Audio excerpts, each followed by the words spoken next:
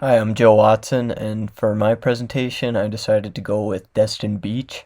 I knew I had a couple photos in my camera roll, so I knew I could talk about it. I go to Destin Beach usually at least once a year. I got some family there, and it is one of my favorite beaches.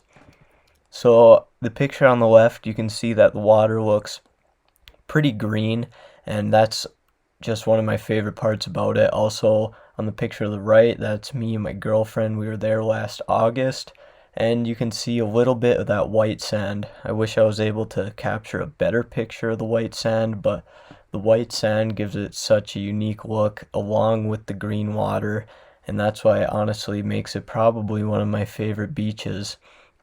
I've been there about 3 times, like I'd mentioned, so I knew I had at least a couple photos. So I dug around, I found a picture of the water, I found a picture that had a little bit of the beach in it, although I wish I had more. So that's what I'm going to be talking about today.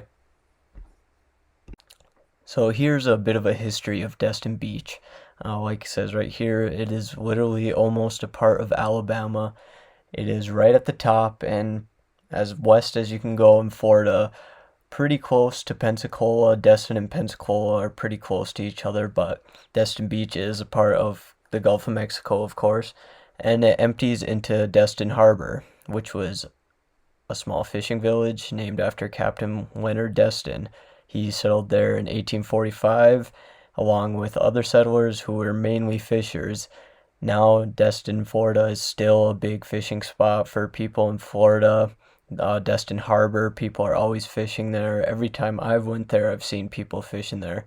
So it's always been just a part of the history, and it still continues today. So at the end of the last ice age, when the world temperatures began warming and the ice caps began melting, large volumes of water were then carried by the rivers to the world's oceans. The Apalachicola River, rising the Appalachians, carried water to the Gulf of Mexico and continues today. So that is a bit of a history of how all the water got there. And in a little bit, I'll be talking about how some of that sand also got there. So where did the sand come from? Well, that unique white sand along the Emerald Coast consists of pure small quartz particles, which came from a process starting in the Appalachian Mountains, like I previously mentioned. That right there is what gives that nice white sand along with that green emerald color in the water. So, over thousands of years, the Appalachian Mountains weathered. Quartz and other particles were washed down the Apalachicola River, and they ended up in the Gulf. As the sediment-filled water reached the Gulf, the lighter quartz particles were left to form the pristine beaches. Centuries of tidal friction against the quartz left us with the small, fine-grained sand along the Emerald Coast beaches today. So there's a little bit of a history of where that sand actually came from and that emerald water. So here's a little bit more about the white sand.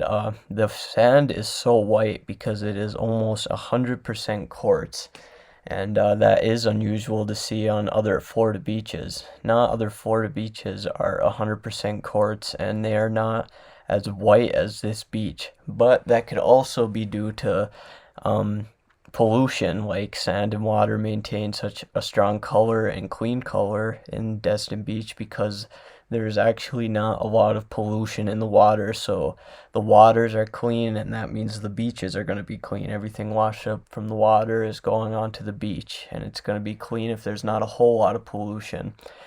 The natural white color also comes from the natural bleaching from the sun and water. Like I mentioned, the clean water comes in, washes it through, and it's not polluted, so it's not getting dirty. Also has that sun shining on it all day, so it's getting that bleached color, and there's nothing affecting it at all, as in terms of pollution. So, being so lightly polluted, more people want to go here, and that includes fishers and tourists.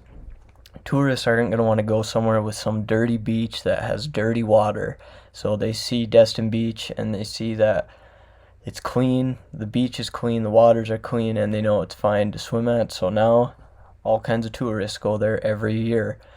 Fishers also go there. People love to fish there. They know that it has been a part of the history in Destin, and they know that the waters are clean, so they can rely on clean waters when they're fishing, and they don't have to worry about things like pollution. So Destin Beach is a really nice place, and I think anyone should check it out when they can, due to that green water and that white sand.